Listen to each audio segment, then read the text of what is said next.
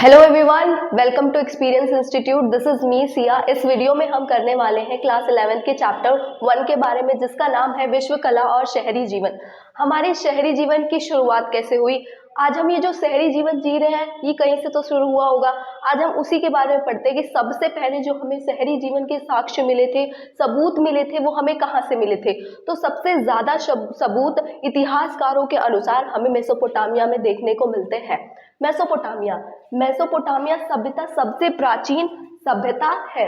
ये किससे मिलकर बनी हुई है? ये दो यूनानी शब्द से मिलकर बना हुआ है, मेसो प्लस पोटेमोस, जिसका मेसो का अर्थ है मध्य और पोटेमोस का अर्थ है नदी। ठीक है, मेसोपोटामिया का अर्थ दो नदियों के मध्य का क्षेत्र, दो नदियों के जो मध्य का क्षेत्र है उसको ही मेसोपोटामिया कहते हैं। दलजा और फरात नदी, यहाँ नदियों की बात की गई है तो ये नदियां वही हैं, दलजा और फरात। जो दलजा फरात नदी की मध्य की उपजाऊ भूमि है, जैसा कि बताया मैंने, उसी को ही हम मेसोपोटामिया कहते हैं। शहरी जीवन की शुरुआत यहाँ से हुई। इतिहासकार का मानना है कि जो हमारे शहरी जीवन की शुरुआत हुई है वो यहाँ से हुई है। ठीक है, मेसोपोटामिया वर्तमान में इराक का हिस्सा है। अब हम इसको एक एज अ मैप के थ्रू समझते हैं कि हमारा जो मैप है मेसोपोटामिया का, इसका मैंने एक छोटा सा भाग लिया है क्योंकि मेसोपोटामिया का मैप बड़ा है और हम सिर्फ ये पढ़ने वाले हैं कि जो मेसोपोटामिया क्षेत्र है उसमें कितने कितने देश है, कितने राज्य है। ठीक है, तो दलजा नदी यहाँ पर है। दलजा नदी जो हमारी है वो ऊपर की तरफ है और जो फरात नदी है वो हमारी नीचे की तरफ है। ठीक है, इसमें तीन शहर है, बैबुलीन, उरक और उर। ठीक है, और यहाँ पर मारी और अरब है, तो ये इसके आसपास के सारे क्षेत्र है। ठीक है, और उसके पड़ोसी देश जो है वो है तुर्की, सीरिया, लेबनान, ईरान। रेगिस्तान वाला हिस्सा भी इसके पड़ोसी देश में काउंट किया जाएगा। इससे आगे जो हमारा दूसरा टॉपिक है जिसके बारे में हम पढ़ने वाले हैं वो है मेसोपोटामिया की सभ्यता किस लिए प्रसिद्ध है। हमारा दूसरा टॉपिक जो है वो है मेसोपोटामिया की सभ्यता किस लिए प्रसिद्ध थी। तो पहला पॉइंट इसमें आता है संपन्नता। हमें उसमें हर तरीके की संपन्नता देखने को मिलती है। जिस तरीके से आज अगर हम निचले स्तर को देखें, जिस तरीके से हमें व्यापार करने के लिए सभी साधनों की जरूरत पड़ती है, जो उनकी लिपियां थी, वो जो जिस तरीके के वो अस्त्र का प्रयोग करते थे वो वहां पर मौजूद नहीं थे। वो वहां पर क्यों आ रहे थे? वो वहां व्यापार के माध्यम से आ रहे थे। तो ये पूरा वहां पे दिखाई देता है कि वहां पर अच्छी तरीके से वहां पर व्यापार होता है। व्यापार कहाँ पर होता है? शहरीकरण में होता है, शहरों में होता है। दूसरा हमारा है शहरी जीवन। शहरी जीवन की शुरुआत हो चुकी थी, जैसा कि हमने पहले ही पढ़ा है कि शहरी जीवन की वहां पे शुरुआत हो चुकी थी। शहरी जीवन की शुरुआत हुई कहाँ से थी? दक्षिणी भाग से शुरू हुई थी। दक्षिणी भाग को कहा जाता है सुमेर और अक्कद। ठीक है, वहां का जो मेसोपोटामिया का दक्षिणी भाग है उसको बोला जाता है सुमेर और अक्कद। हमारा तीसरा पॉइंट है विशाल और समृद्ध साहित्य।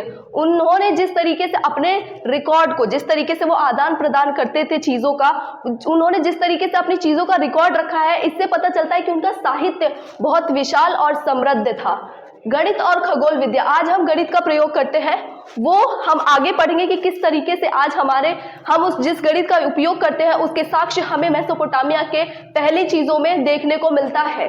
हमारा अगला टॉपिक है मेसोपोटामिया की भाषाएं।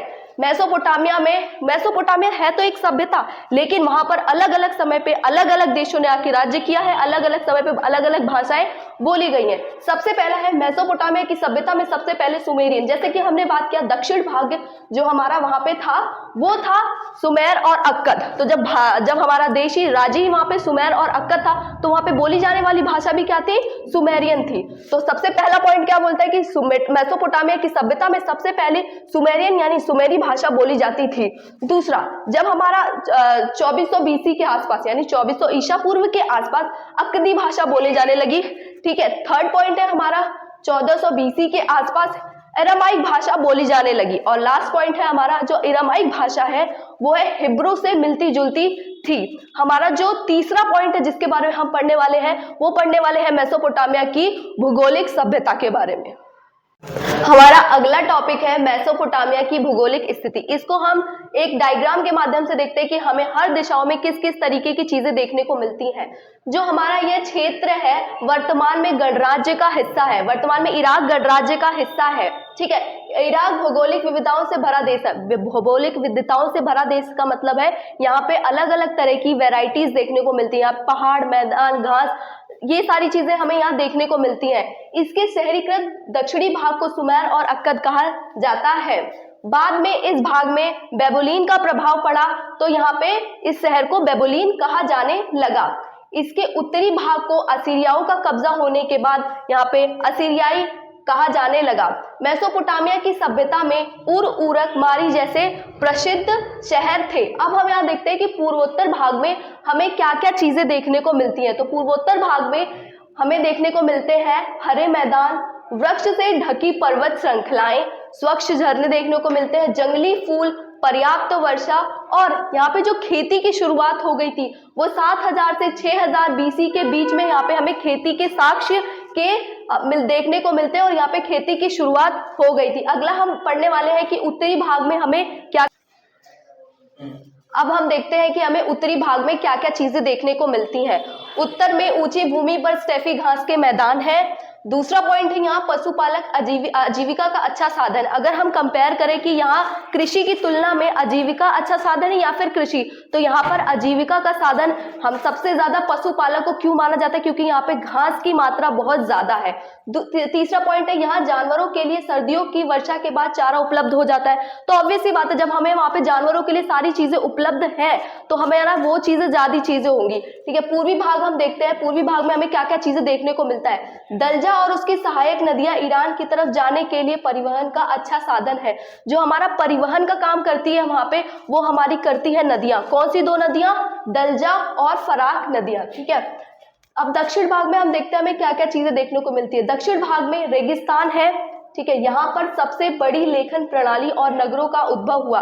हम पढ़ते हैं कि सबसे ज्यादा जो हमारे नगरों का उद्भव हुआ है वो हमारा हुआ है यहाँ पर। ठीक है, दक्षिणी भाग में उपजाऊ भूमि उपलब्ध है और दक्षिणी भाग में सबसे ज्यादा उपजाऊ भूमि देखने को मिलती है। So that's it for today. We will meet in the next video. Till then bye bye and take care.